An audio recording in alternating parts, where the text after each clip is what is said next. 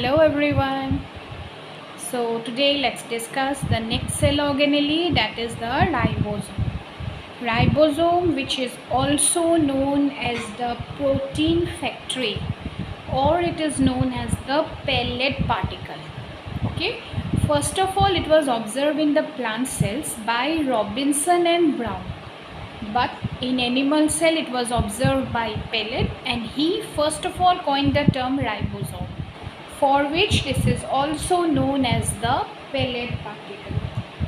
Now, this particular structure or cell organelle, these are naked ribonucleoprotein protoplasmic particles, okay, RNP, and they function as the main sites for protein synthesis. That means the main function of the ribosome is protein synthesis. That's why these are also known as protein factories. Now already we have seen that this particular cell organelle is present in both prokaryotic and eukaryotic organisms. So wherever it is present, this is definitely related to the protein synthesis part.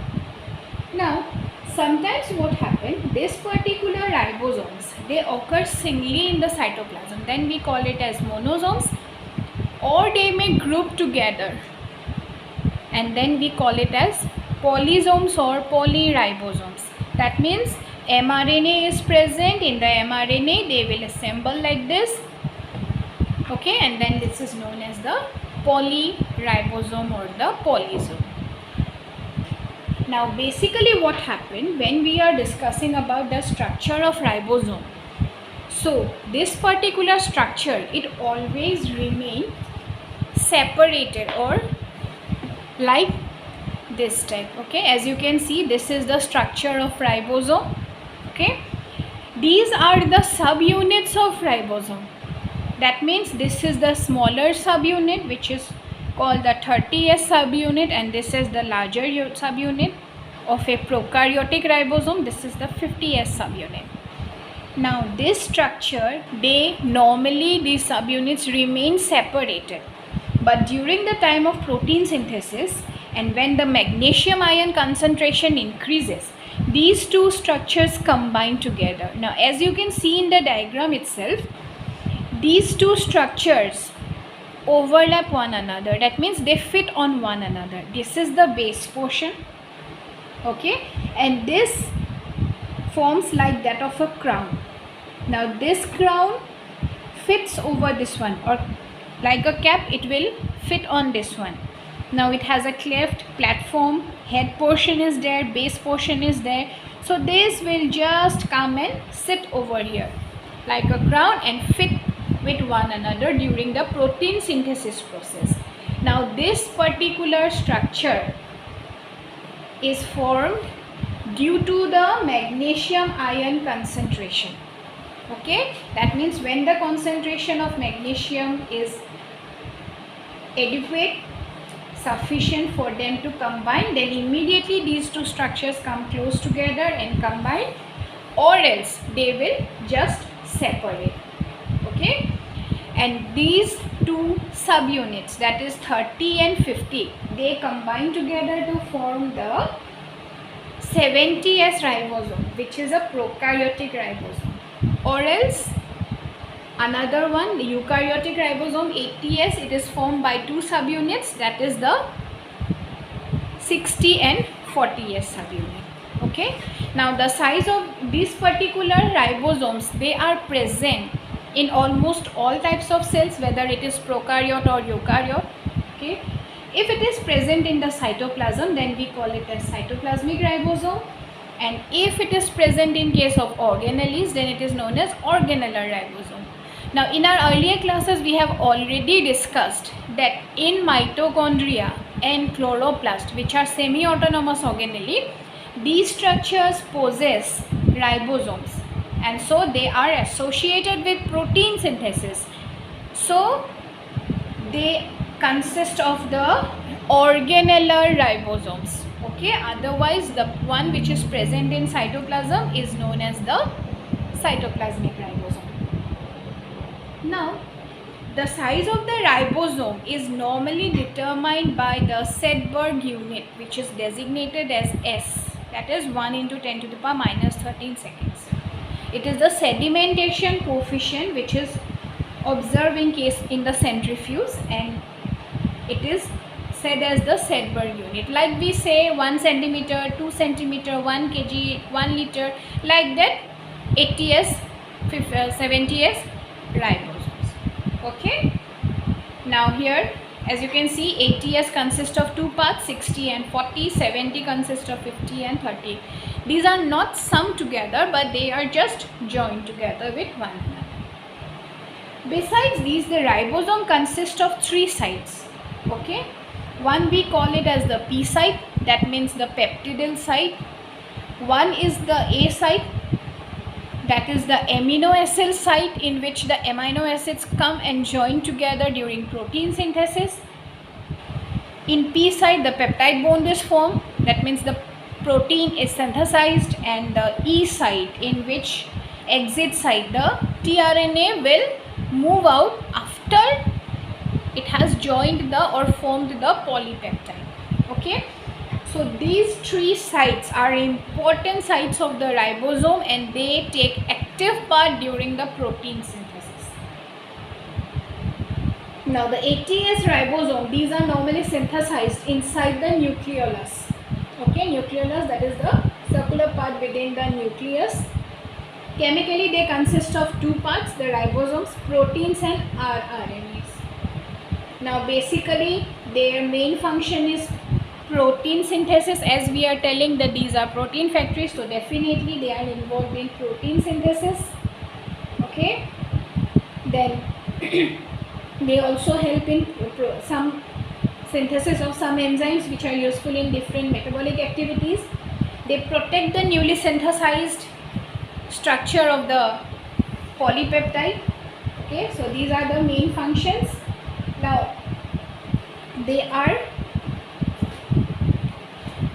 Now as you can see in this diagram, this is a polyribosome. This is the mRNA in which they are coming closer and forming the polyribosome. Okay, so these are all about the ribosome part, that is our protein factory. Next we come to the cytoskeleton part. Okay, cytoskeleton, the name itself indicates that this is the framework of a particular type of cell.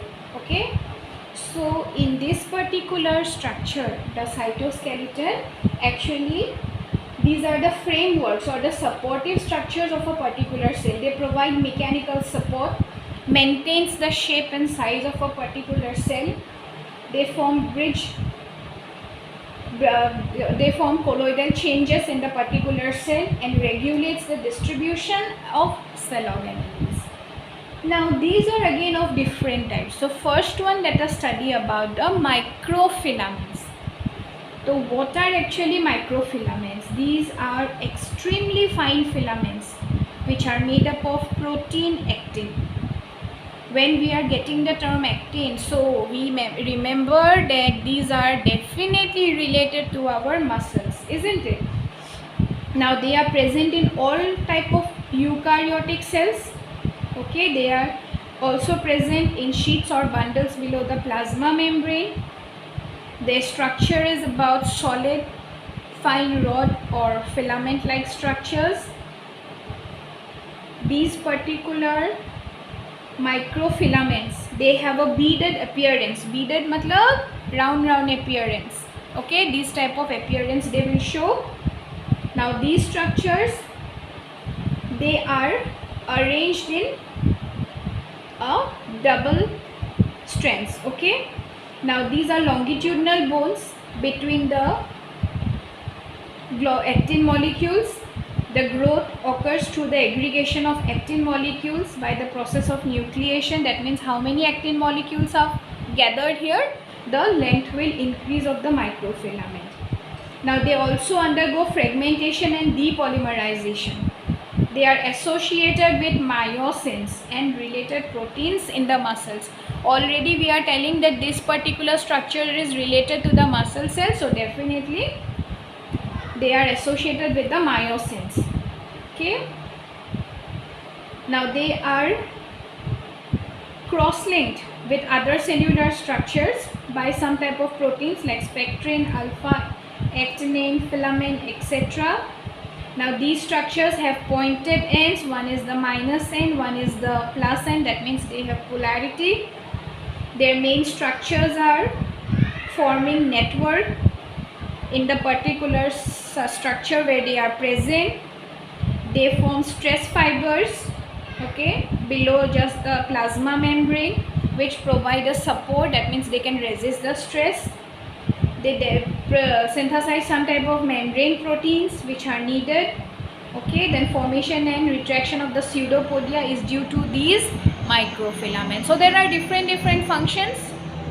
So all these things are associated with the microfilaments.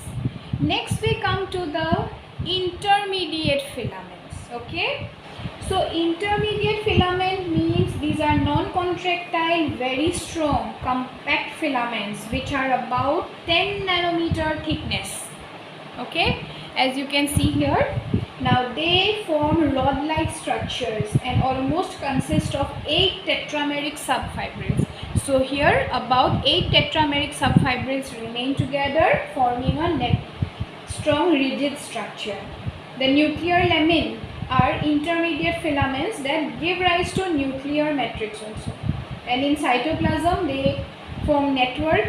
Okay, they remain in the cytoplasmic portion. Then these intermediate filaments are further divided into 4 subtypes. One is called the keratin filament.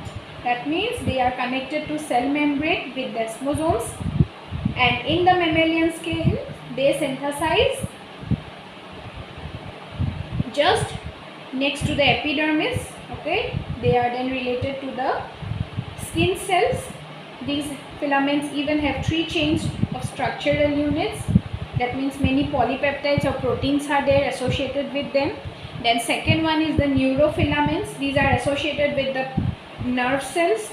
They are formed of 3 types of polypeptides. Then next one is the glial filaments. They are formed of an acid protein, and these filaments, they occur throughout the cytoplasm of astrocytes. That means in the central nervous system, maximum cells are the glial cells. Okay. Then next is the heterogeneous filament. Heterogeneous filament means the structures or the filaments which consist of 3 main types: desmin, vitamin and cynamin. Now the heterogeneous filament, these are associated with the muscle fibers. Okay, the desmins, these are made up of 2 polypeptides and they are concerned in the Z lines at the border of the sarcomeres. The vimentin filaments, they are wavy, they are made up of single polypeptides. Cynamin filaments, they form a network of interlinked rings in Z lines. Okay, and their main function are to maintain the shape of the cell, to hold the organelles properly.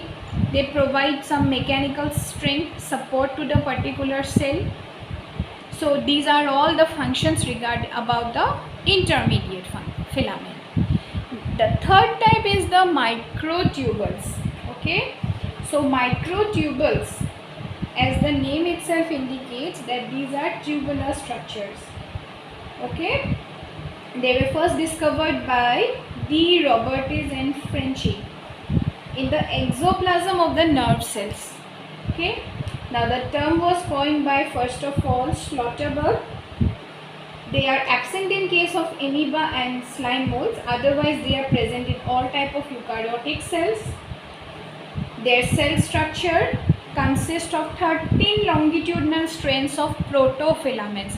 So like this, 13 longitudinal protofilament strands are present in the structure, which give them a proper structure. They consist of dimers. Okay, that means these structures are dimers of protein tubulin, and basically it consists of, this structure is somewhat like this. 2 dimers are present.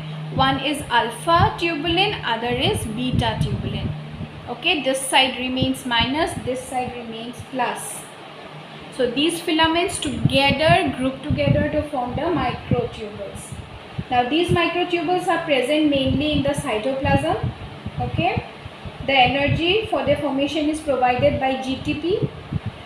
Calcium, magnesium, they also give some type of energy during their formation. Okay, now the colchicine, if added to the cell, then what happens? The microtubule formation does not take place. That means colchicine is considered as a mitotic poison, which when applied does not allow the microtubules to form. So if microtubules are not formed during if colchicine, that means it will definitely harm the metaphasic and anaphasic type of chromosomes. Okay, the spindle fibers are not formed. Then their main function is to resist the cell. That means it provides mechanical support, shape, provides cell polarity, helps in cell differentiation, cell plate formation.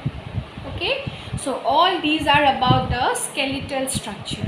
So basically, as in animals, bones are there providing a skeleton, so in cells also these three structures, they provide the skeleton of the cell. That's why these are known as cytoskeletal: microfilament, intermediate filament, and the microtubules. Next we come to the microbodies. Microbodies means these are small single membrane bound organelles which absorb molecular oxygen and take part in oxidation process. Okay, now they are divided into different types. Peroxisome, okay, which are oval shaped structure.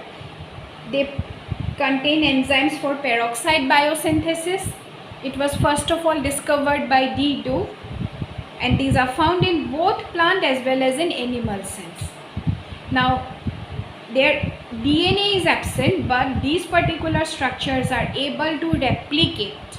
Okay, they contain different types of proteins and a special type of docking protein known as peroxins, which help to obtain materials from the cytosol and endoplasmic reticulum, and basically they are present in all the eukaryotic cells, maximum in liver and kidney cells. Then definitely they help in metabolize a number of toxic substances, and during any reaction, if any toxic substances are produced, definitely these are dissolved or converted by peroxisomes.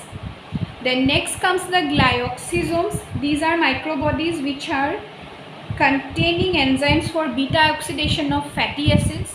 Okay, now they occur in germinating seeds and the cells of some fungi. It has a single membrane covering and an enzyme rich matrix. Okay, then they will function or they will help in metabolization of the glycolate, okay, which fatty acids, beta oxidation of fatty acid, and the acetyl coenzyme that is produced, it is converted to carbohydrate by these particular structures. Then next we come to the spherosomes. Spherosomes, these are also small cell organelles which are bounded by single membrane. It was first of all discovered by Perner. Okay, now these arise from the endoplasmic reticulum and are surrounded by single or a half membrane. Half unit membrane means they have a single layer of phospholipid. Normally we know that there are two phospholipid layers, but here only one phospholipid layer is present. Moreover, they contains enzymes, and 98% of ferrosome is lipid. Only the rest 2% is the proteins. Okay, and the last one is the lomasomes, which are small vesicular bodies. They are present between the cell wall and the plasma membrane in plant cells and are associated with cell wall formation. Okay, so these microbodies, they are very small structures and are associated with different functions. So go through each and every point discussed in this video, go through the notes, go through your books. If you have any problem, then let me know.